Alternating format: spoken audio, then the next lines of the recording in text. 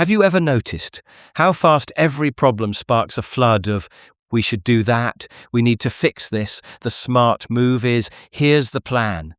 Meanwhile, everyone has a proposal. Everyone sees a better future. Everyone is convinced their path is the right one.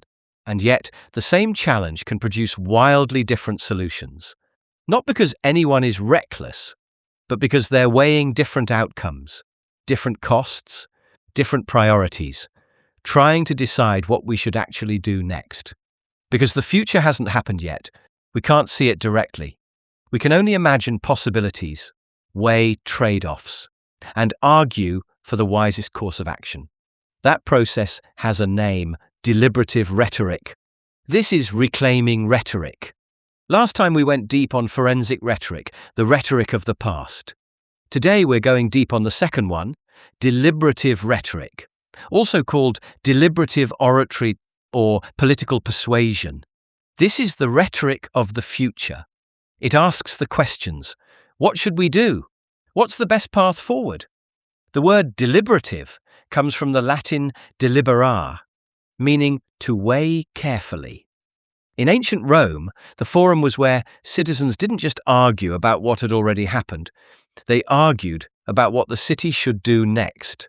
People stood before an audience and debated future actions, what policy to adopt, what law to pass, what direction the community should take. Deliberative rhetoric was how groups made choices about their shared tomorrow.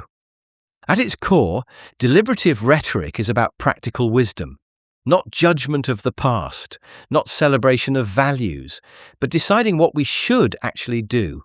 So how does deliberative rhetoric actually work? First, consequences. What will really happen if we choose this path? What are the likely outcomes? What ripple effects will spread out over time? And how long will those effects actually last? Second, costs and benefits. What will this actually cost us in time, money, resources, or missed opportunities? Do the gains clearly outweigh the downsides?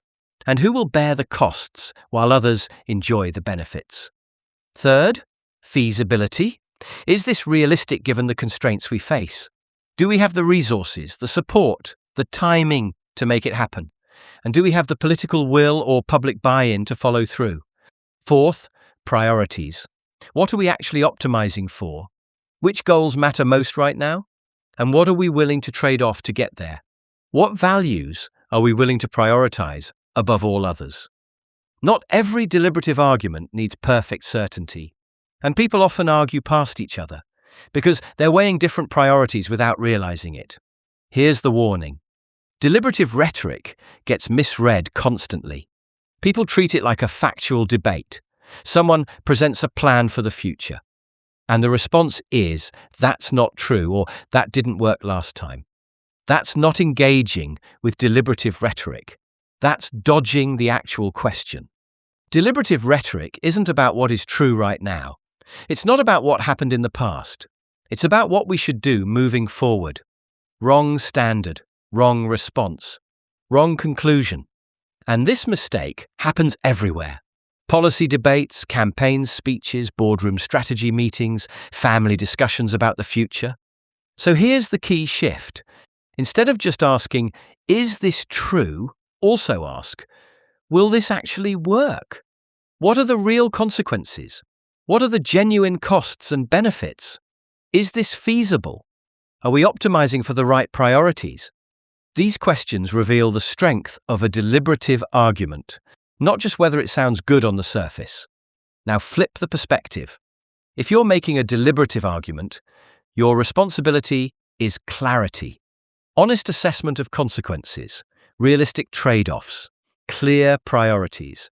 Because once you propose what we should do, you're helping shape what the future might actually become.